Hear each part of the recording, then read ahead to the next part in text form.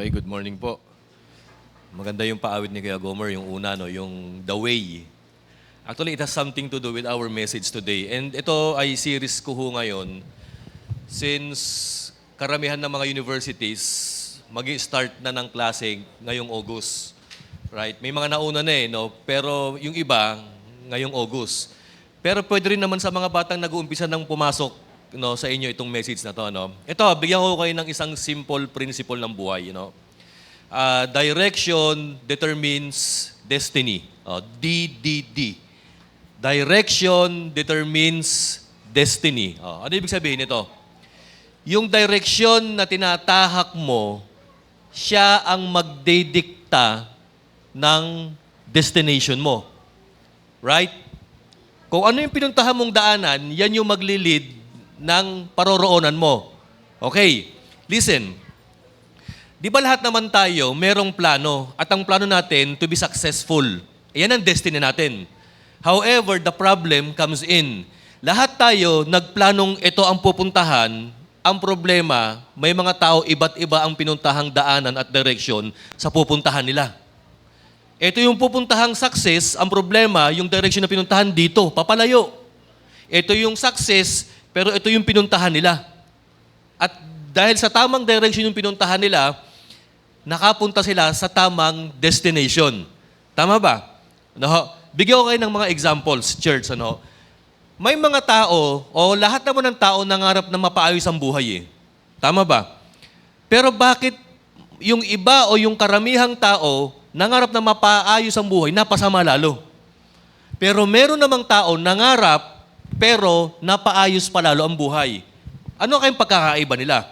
Hindi sa yung hindi sa yung successful doesn't give up at yung failure lagi nag-give up. Hindi yun eh.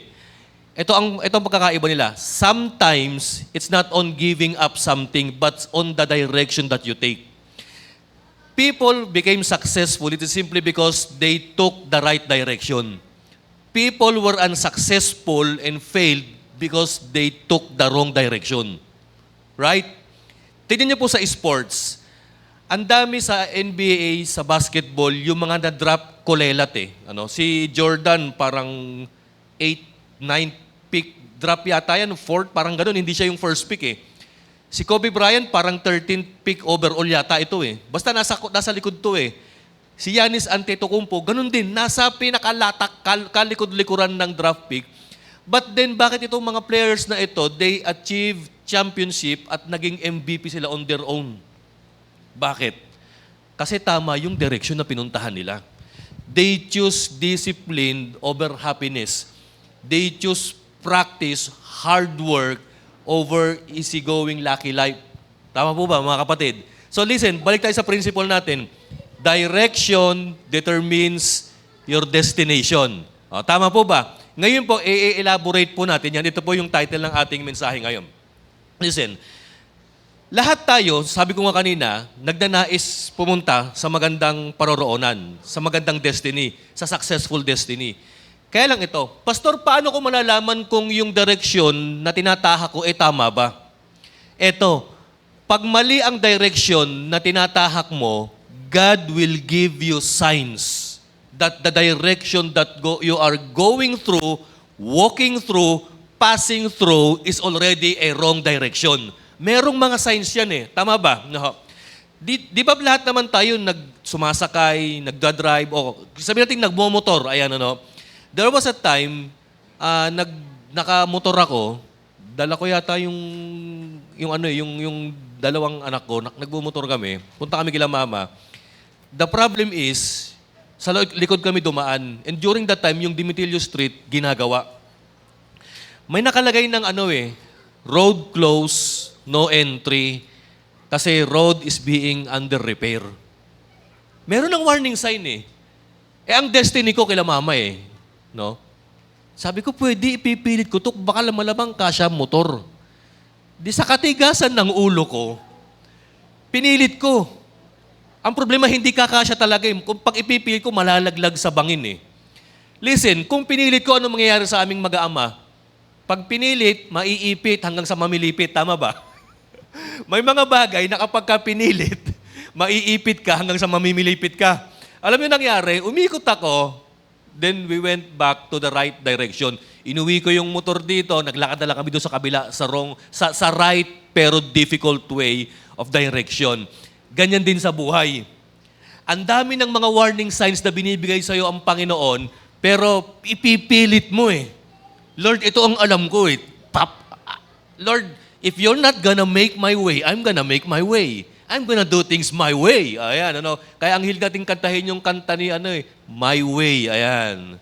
Ano, ang problema, ang dami ng warning signs, road close, detour, wag kang pupunta, sarado, naka-red lights, pero sa katigasan ng ulo natin at paninindigan natin na ito yung shortest way to our destiny, pupuntahan natin.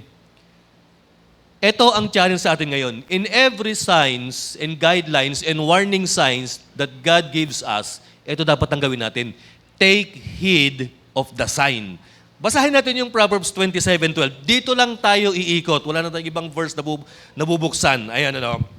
Sabi ni King Solomon, the prudent see danger and take refuge. But the simple kept going and pay the penalty. Listen, direction determines destination. Mas pa-explain pa natin yung tatlo.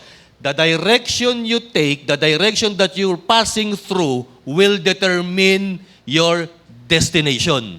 Tama ba? Ano? May dalawang tao according sa binasa sa sinulat ni Haring Solomon. Ano sa Tagalog yung prudent? Maingat. Pag sinabing, tinignan ko yung dictionary kanina, ang ibig sabihin ng prudent, a person who is good, who has a good judgment. A person who has a good judgment. Yung simple, ang ibang term ng simple, alam niyo kung ano yung simple? Naive. Alam niyo kung ano ibig sabihin ng naive? Kabaliktaran ng prudent, kabaliktaran ng wise. So ang naive, parang simple lang. Parang yung pag sinabing naive, aanga-anga. Tinignan ko yung dictionary, madaling masway, madaling maimpluwensyahan, hindi nagbabasa ng kumbaga parang sa student, ang naive ganito hindi nagbabasa ng direction sa exam. Ang naive sa mga driver, hindi tinitignan ng mga warning signs, basta sabak ng sabak. Ganyan po, simple, naive, foolish. Ang prudent, other term ng prudent, wise, kapatid. Listen, tingnan natin ito isa-isa. Tingnan po ninyo ito. Number one, merong prudent. Anong sabi? Habang siya ay nagbabiyahe or he is what? Walking through a direction, may nakita siyang mga warning signs. Ano sabi? The prudent sees at the danger and take refuge. Tingnan natin to church. Tingnan natin, Sige. Ayan. Prudent means wise. Ito nga sabi ko kanina. Ito yung mga tao na who knows that life's choices is connected. Ano ibig kong sabihin dito? Anong ibig kong sabihin na yung mga taong wise, alam nila that life is interconnected or has connections. Ito bang ibig kong sabihin yan? Ang taong marunong, prudent and wise, alam niya na yung choices niya ngayon has something to do and is connected with what will happen to him in the future. Yan po ang ibig sabihin na that life is interconnected or life is connected. Yan ang ibig sabihin yan. Tingnan nyo to para mas maintindihan ninyo. Yung state mo ngayon, o kung yung kalalagayan mo ngayon, kaya ka naririto ngayon, kaya ka successful ngayon, kasi connected yan sa mga ginawa mo sa nakaraang choices mo, decisions mo, at tinahak mong daanan in the past. Tama ba? Ako pastor ngayon, kaya may sideline akong teaching ngayon, it is simply because of the decisions and choices and the direction that I took in the past life, in my past life. Tama ba? So, nung kabataan ko, pinili kong mag-aral ng seminary, pinili kong makatapos ng pag-aaral sa college, kaya nandito ako ngayon. Yan ang ibig sabihin na ang buhay mo is connected. At alam ko ngayon, listen church, alam ko ngayon na yung mga bagay, yung mga habits, yung mga choices, yung direction na tinitake ko ngayon, na pinili kong pagdaanan ngayon, alam ko, yan din yung maglilid sa akin sa destiny ko in the future. So itong prudent, alam niya na ang bawat choices niya is interconnected. Alam niya na yung choice ko ngayon, merong consequences yan in the future. Okay? Okay, yan ibig sabihin ng prudent. Let's see another thing or another ideas about a prudent person. Listen, yung prudent daw na tao o yung wise people, sabi raw dito, they are drawing from their experience and from the experience of others. They anticipate the future and choose accordingly. Ayan yung prudent. Kaya nga ano sabi ni King Solomon, the prudent sees danger and take refuge. Nung nakita ng prudent, yung daraanan niya na mayroong warning sign na danger, ano ginawa niya? He changes direction. He takes refuge. He doesn't continue going on the wrong direction and wrong path. Mga kapatid, tama ba? So yung example ko kanina na pinilit kong pagpilitan yung daanan kasi pipilit ko kasya yung motor, alam nyo, church, kahit papaano pala, nagiging mangmang, nagiging foolish din ako, and at the same time, nagiging wise din ako. Kasi I listen to the sign eh. Nabagamat nung una nakikipaglaban pa ako, nung nakita ko hindi magkakasya motor, umikot na kami, naglakad na lang kami. Kapatid, okay. Yan yung pagiging prudent, marunong. They have what? Good judgment in everything that comes across their path, kapatid. Tingnan natin ito yung pangalawa. Yung pangalawang tao, sino naman? Ito yung simple. Ano yung simple? Other term of naive. Sa Tagalog, madaling mabola, madaling maimpluwensyahan, uto-uto, ayan, kulang ang judgment, lack of discernment. O, ayan ibig sabihin ng simple. Tingnan natin kung sino to. Okay. Simple means a naive person in contrast to prudent. They see life as disconnected. Ano ibig sabihin that a foolish person or a naive and simple person see life as disconnected? Ito ibig sabihin yan. Yung mga kapalpakan ko ngayon, walang kinalaman yan sa future life ko. Yung mga kalokohang pinaggagawa ko ngayon, no bearing yan sa future. Yan ang mindset nila. Hanggang dito lang yan, yung mga kapalpaang to, yung mga bisyo ko, yung mga maling choices ko, yung mga bad habits ko, yung mga bad relationships ko, yung mga bad choices in life ko. Hanggang dito na lang yan. Hindi yan maapektuhan yung pangarap ko, yung bright future ko. Hindi maapektuhan yan yung good ending ng aking story. Ganun ang paniniwala nila. That life is disconnected, kapatid. Pero ito ang problema eh. Hindi nyo ba alam na ang buhay natin is connected talaga, mga kapatid. Yung choice mo sa present, connected yan sa mangyayari sa'yo in the future. And what happens to you in the future is connected sa mangyayari sa'yo throughout eternity. Ano? Tama ba? Listen, ina-underestimate natin yung present, nasasabihin natin, hindi yan connected sa future at hindi yan connected sa eternity. Pero totoo lang, mga kapatid, what you are doing right now, what the direction that you are taking right now, is connected with your future destiny and with your eternal destiny, kapatid. Tama ba, mga kapatid? The problem with the simple and naive person, akala nila, ang mindset nila, life is disconnected. Kaya nga nung nakakita sila, actually pareho naman sila nakakita ng danger eh. Kaya lang, si wise, si prudent, nung nakita niya, naku, delikado tong direction na to, hindi ito yung destiny ko, lilipat ako ng daanan. Si naive, may danger. Sige, tuloy lang tayo. Sabak, matapang tayo eh. Yung pakakatwiran yan eh. Actually, ayan nga maganda sa buhay eh. Yung may panganib kang sinusuong, tapos ayan yung adventure eh. Yung nilalabanan mo yung panganib eh. What? Yung isa niya yung makakapagtake, no? Alam mo ng masama, alam mo ng delikado, alam mo ng mapanganib, itutuloy mo pa, ipipilit mo pa, ipaglalaban mo pa. At ito malupit, nagbigay na ng warning sign si Lord na huwag kang tutuloy. Ang prayer pa niya, Panginoon, samahan mo ko sa laban kong ito. Ayan, sino dito yung ganun? Sinabihan ka na nga ng Panginoon, mali ang daanan mo, huy. Hindi, Lord, samahan mo ko. Yan yung mga taong naive and simple. O, in short, nauuto, nadideceive. Kaya nga ang ganda nung sabi kanina ni Shiner na talata ni Kuya Gomes kanina eh. Ano sabi ni Jesus Christ? I am the way, the truth, and the life.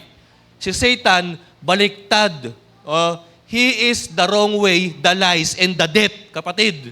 At yan yung mga daanan pinupuntahan ng mga naive, simple, and foolish people. Okay? O, tingnan natin pa yung karugtong dito. When a simple see danger, they keep going.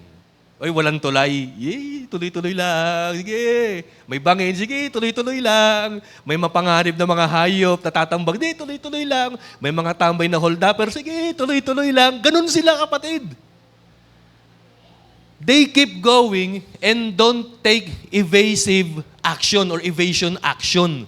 Pag sinabing evasive or evasion, hindi sila umiiwas. Tuloy-tuloy lang.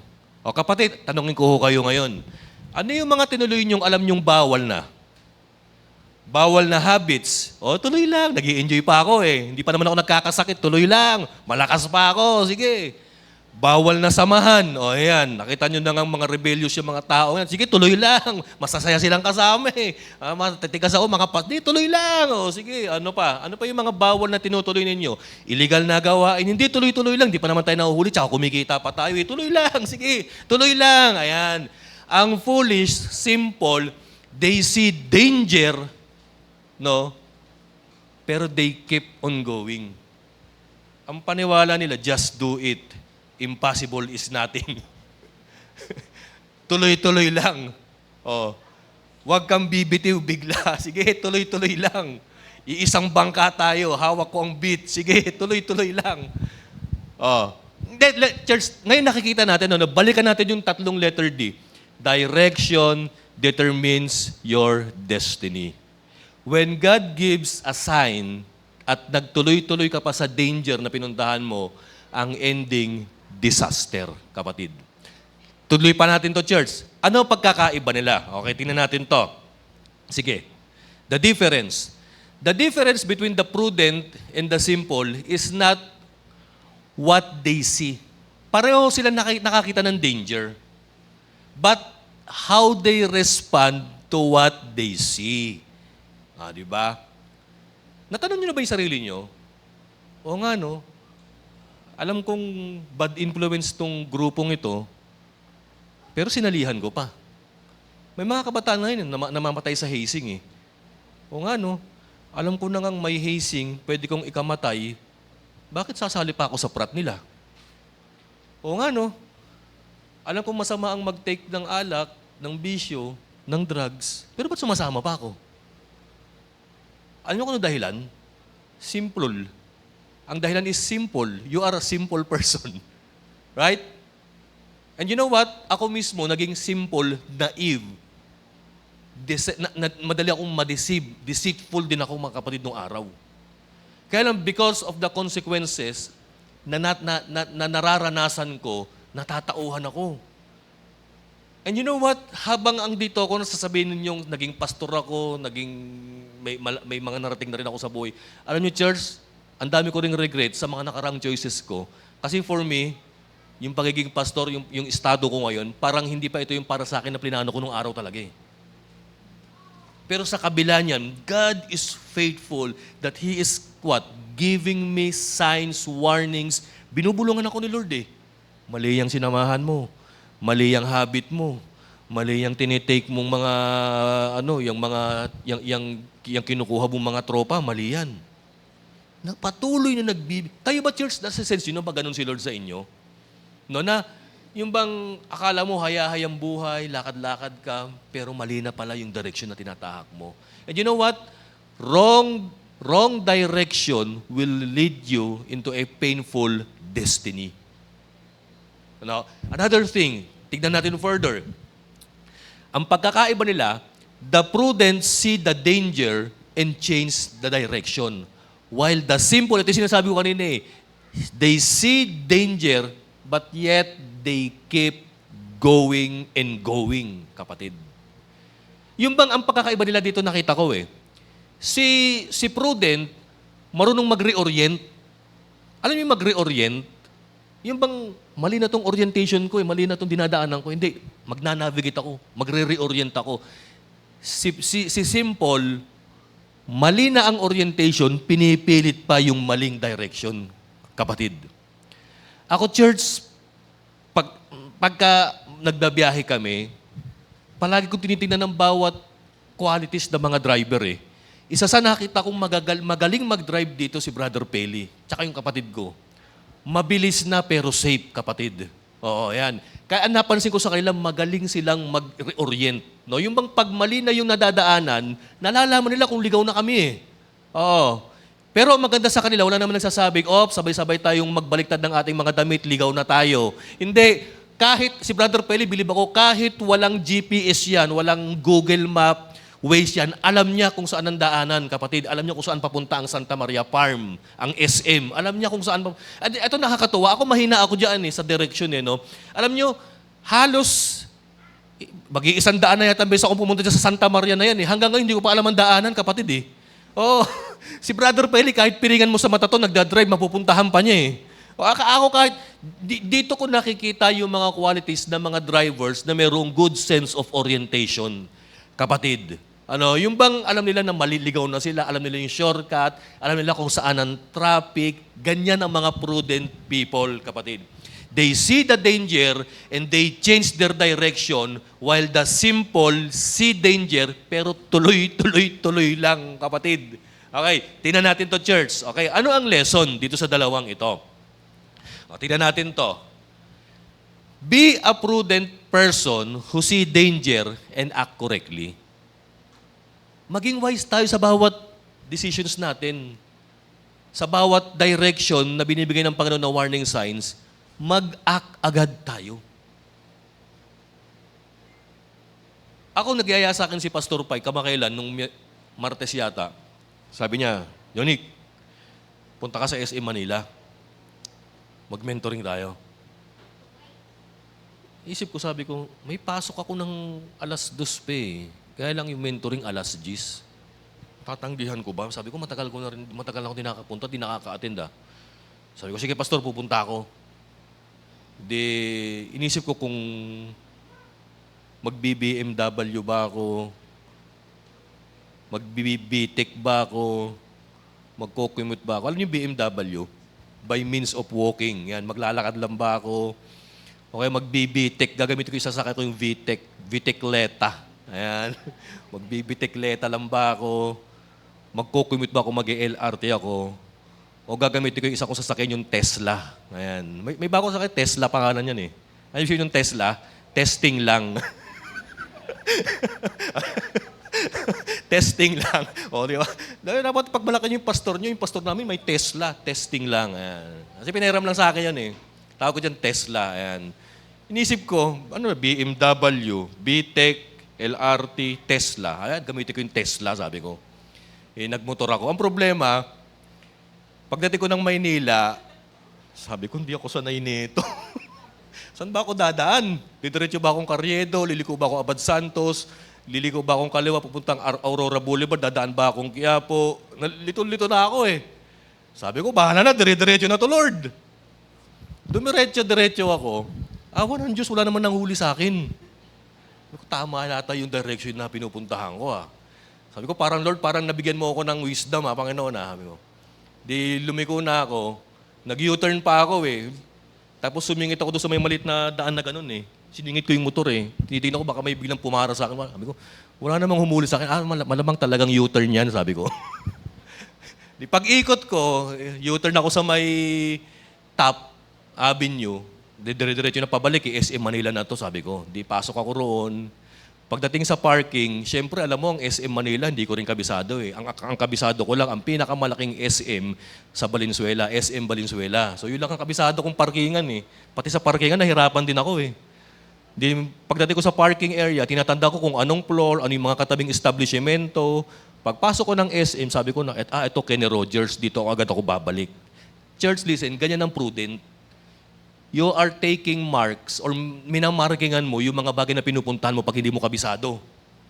Tama ba yan? Tinatandaan mo. Minamarkahan mo. Ito, Kenny Rogers. Ito yung motor na pinaradahan ko malapit sa sign na ito. Tinandaan ko talaga kasi first time ko lang pumunta ron, kapatid Kaya pag kami nag-aaya sa akin pumunta ng abroad, ayaw ko, baka maiwan ako, kapatid dyan, mahina ako dyan Ayan, punta na ako ron. Sabi ni Pastor Pai, punta ka dito sa Boss Coffee, magkakape tayo. Punta ako, hindi ko rin alam kung saan yun. Tanong ako sa guard, sa fifth floor, akit kami. Church, listen, nakarating ako sa destination ko kahit for the first time kong puntahan. Alam niyo ba kung bakit? It is simply because I took time to heed the warning signs. Pinakinggan ko yung sinasabi ng guard, yung mga taong pinagtatanungan ko, yung mga direction, yung mga signages na tinitignan ko, pinuntahan ko yan, ginawa ko yan, kapatid. So in the same way, if you want to go to your successful destination, kapatid, be a prudent person who sees danger and act correctly. Tama ba mga kapatid? Dito marami mga galing magmotor dito, di ba? Alam ko yan. Bakit? Pagka may nakikita sila mga pulis nakaabang na, wala silang helmet, pabababain yung angkas eh. Lakad ka muna. Tutulak-tulak muna. Ganyan ang prudent, kapatid. Kaya lang mali pa rin kasi you don't wear your helmet.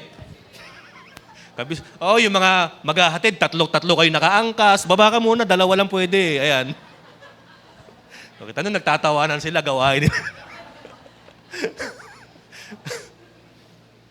They see the danger and they act accordingly. Tama ba?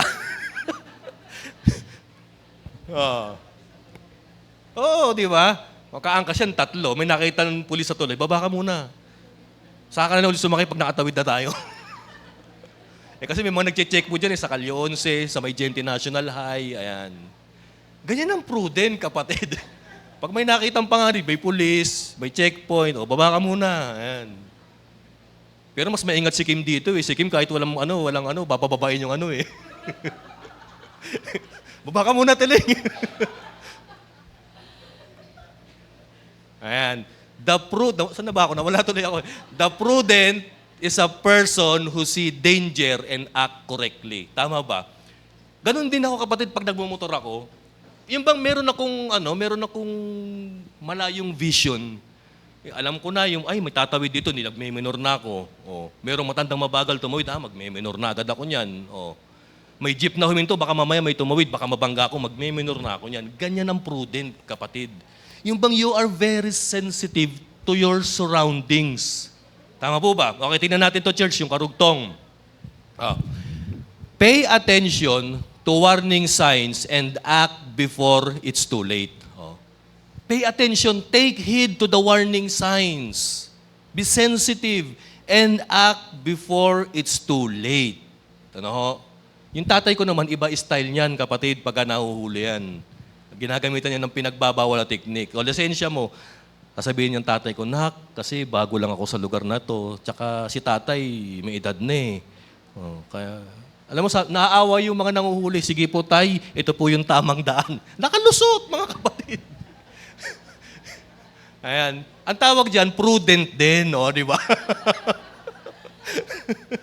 They pay attention to warning signs and act before it's too late, mga kapatid. Sige, tingnan natin ito, karugtong. Ano pa? Ito. The direction you take determines your destination. Ito yung palagi kong sinasabi. Ito yung principle na dapat natin matutunan ngayong series natin eh. Tignan mo yung direction mo. Tama ba to? Correct ba ito? Connected ba ito sa destiny ko? O baka naman final destiny ang ending nitong direction kong ito? So the direction you take determines your destination.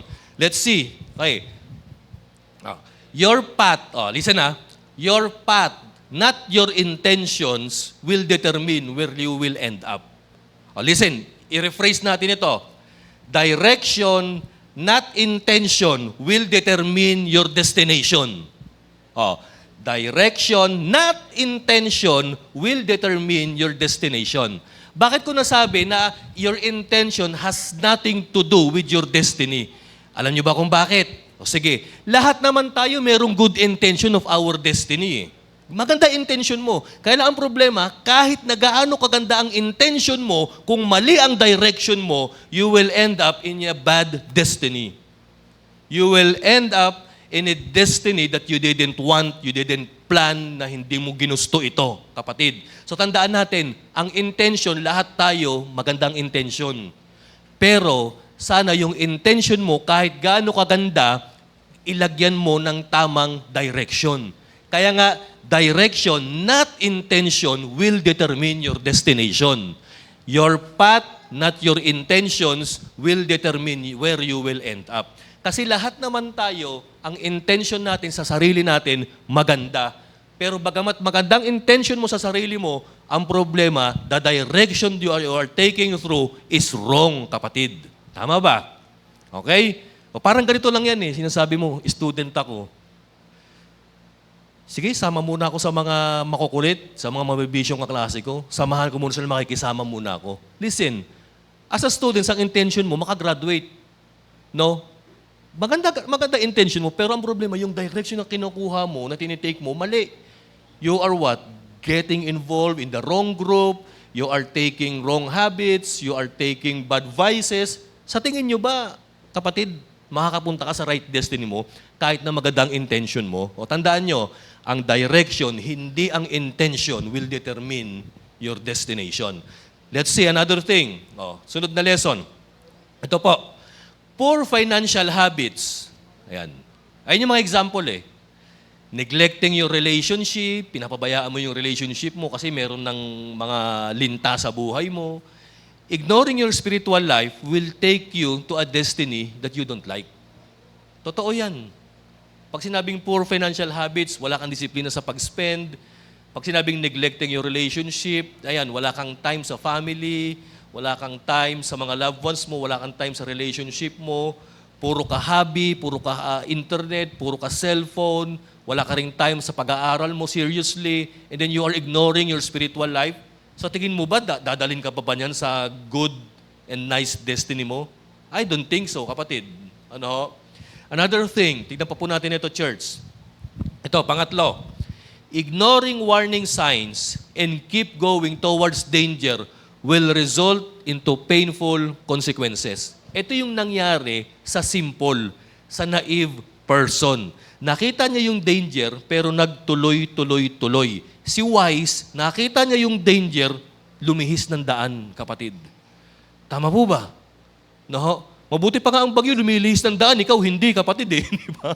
Eh, yung bagyo, destructive, marunong lumihis sa Pilipinas eh. Tama po ba, mga kapatid? Eh, samantalan tayo, tuloy-tuloy-tuloy tayo. So don't be simple-minded person. No, wag tayo maging naive, maging wise, prudent tayo that we keep on taking heed on the warning signs na nakikita natin. Another thing, tingnan pa natin to. Ano yung mga common warning signs na binibigay sa atin si Lord? Ito. Repeated advice from wise and godly people. Sino dito yung may mga red flags na dyan? Sinasabihan ka na ng nanay at tatay mo. Sinabihan ka na ng pastor mo. Sinabihan ka na ng kasama mo sa church. Sinabihan ka na ng guidance counselor mo. Sinabihan ka na ng advisor mo. Hindi, ito gusto ko. Buhay niyo ba to? Minsan gaganunin pa natin yung mga nag-a-advise sa atin eh. This is my way. Pakialaman mo buhay mo. Ito ang problema. The moment that we don't take heed, we don't listen to the advice of these wise and godly people, patay, danger na tayo. Disaster na ang papupuntahan natin. Ito pa, church. Kung minsan, ang common warning signs na binibigay sa atin ni Lord, when we are walking in the wrong direction, ito, a troubled conscience. Ayan. Ay, parang nag-guilty naman ako nung nag-cutting ako. Hindi. Parang nag-guilty naman ako nung sinaway ko yung parents ko na hindi ako umuwi ng bahay ng maaga. Ay, parang naman akong nagigilty na uma-absent ako sa school tapos binabayaran ng parents ko yung tuition ko. Sa totoo lang ako nalulungkot ako, may mga students akong ganun eh. Ang mahal ng tuition, hindi pumapasok. Sinabi ko nga sa kanila eh, pumasok lang kayo, mag-take kayo ng mga requirements, pakakapasa kayo. Sabi ko, tinitignan ko yung computations ng grades, madaling makapasa eh. Pero mas madaling magbagsak. Huwag ka lang pumasok bagsak. Eh. Sabi ko, sayang ang tuition. Parang masama pa yung loob ko na maglalagay ako ng failing grades. Pero yun talaga eh. So ito, minsan may mga troubled conscience na binibigay sa atin ng Panginoon na sign na maling direction na itong pinupuntahan ko. Sinasabi din ng Panginoon sa'yo, mali yung grupong sinamahan mo, mali yung fellowship na inaatinandan mo, mali yung mga taong nandyan. Pero ikaw hindi. Masaya sila. Kahit ini-impluwensyahan ka na, hindi. Good naman sila. Troubled conscience. Pero ano ginagawa natin, kapatid? Nine-neglect natin yung warning signs, yung warning device na bigay sa atin ng Panginoon. Pangatlo, ito po, small compromises that becomes normal. Minsan sasabihin pa natin, maliit lang naman yung tinikman ko. Minsan lang naman. Ang tanong, gaano kadalas ang minsan? gaano kalaki ang maliit, kapatid. O, di ba? Small compromises, kapag ka nagtuloy-tuloy yan at hindi mo agad pinakinggan, lumalaki yan, dumadalas yan. No? And it becomes normal. O, sabi ko nga, ano ginagawa ni Satan ngayon? Yung righteousness, pinagmumukha niyang weird.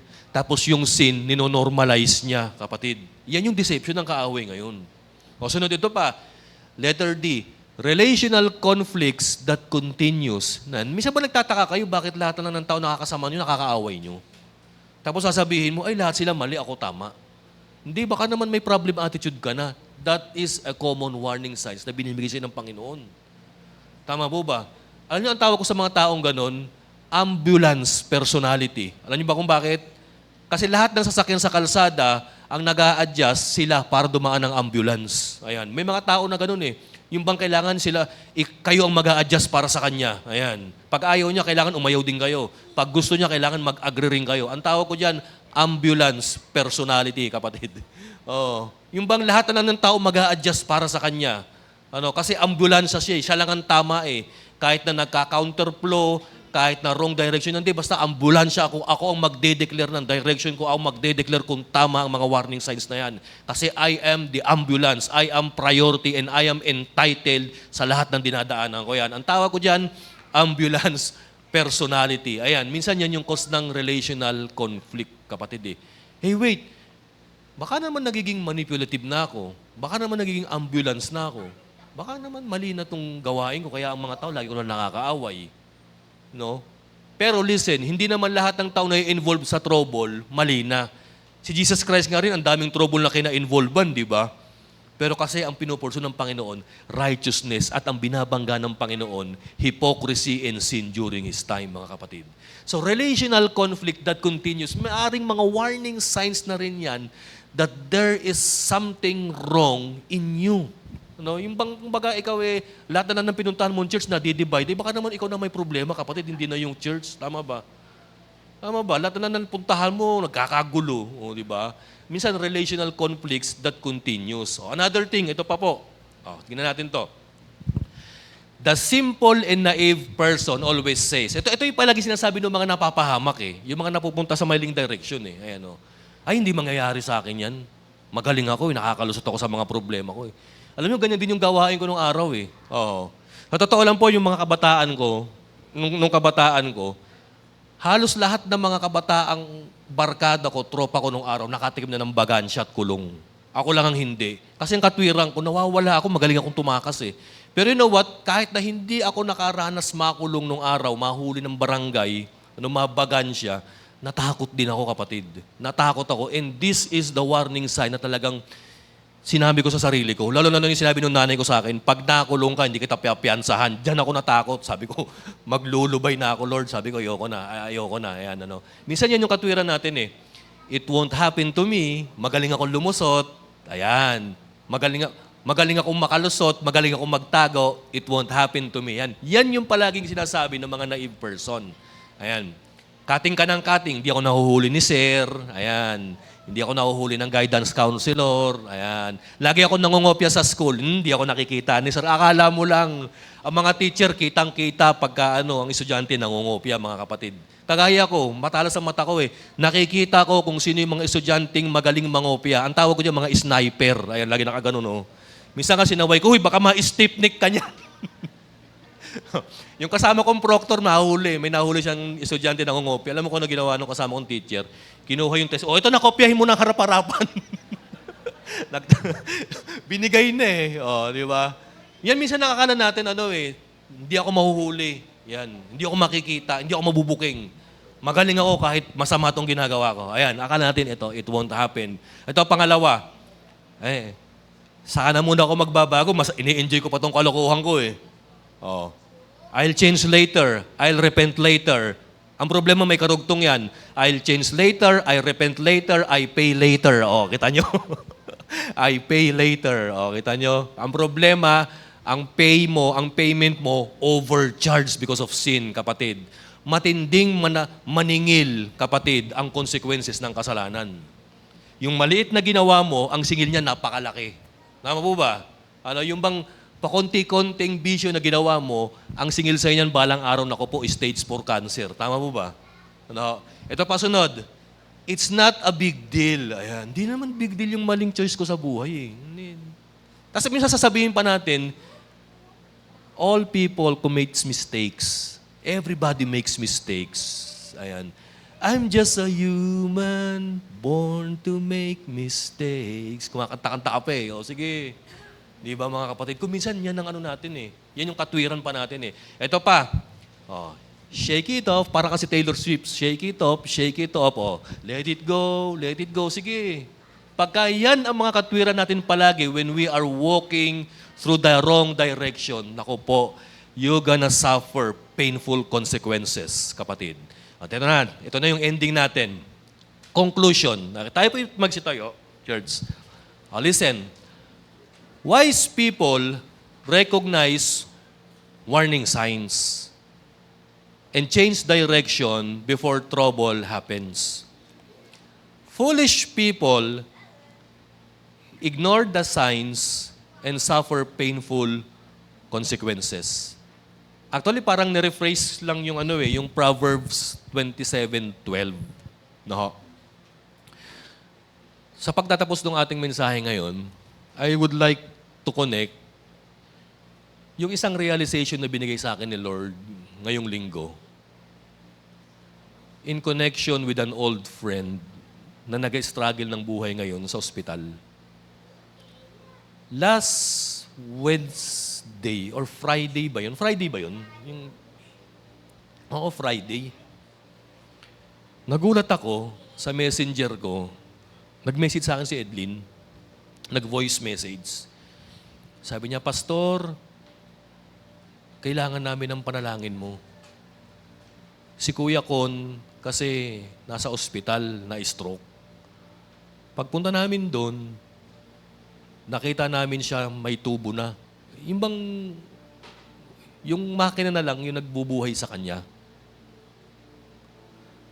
Tapos ang sabi ng doktor, na CT scan na po siya, naglalawar yung dugo sa ulo niya. Pumutok yung ugat because of stroke. Tapos parang, ang sabi, hindi lang daw 50-50 70-30. Sabi niya, Pas, kailangan namin ng panalangin mo. Nalito ako eh. Natakot ako eh. Kasi close sa akin yung tao si Kuya Kun eh. Actually, si Kuya Kun, kung aalala ho po ninyo, anak siya ni Sister Baby, kabataan siya dati sa church. Kaya lang, nag-backslide siya, nalayo kay Lord. Yun nga, yung parang lesson natin ngayon, he took the wrong decisions, directions. Hindi ko sinasabing righteous ako, tama yung pinuntahan ko eh.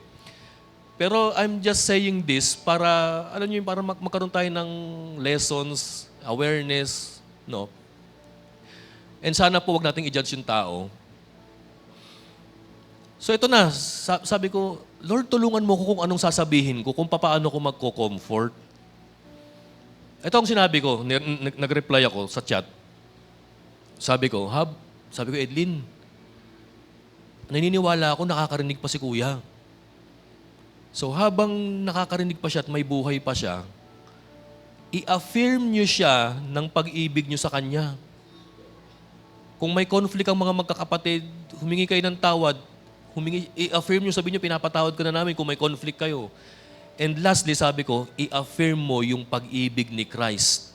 Yung love, yung forgiveness, and yung salvation na kay Christ. Alam niyo, during that time, immediately nag-pray ako eh. Sabi ko, Lord, sana si Kuya Kon, meron pang clear decision kahit na comatose. Kasi ang sabi ng doktor, comatose na eh.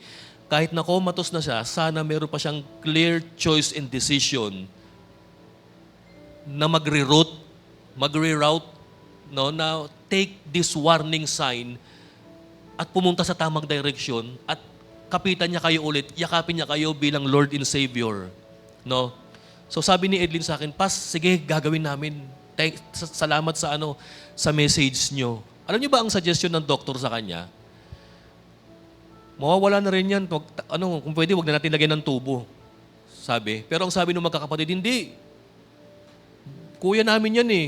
Sana makausap man lang namin yan kahit sandali. So yan yung mga nangyari, no? So nagpe-pray ako maghapon. Ang prayer ko, Lord, bigyan niyo pa ng pagkakataon itong si Kuya Kon na makapagbalik loob. Ang naisip ko, alam niyo kung sino?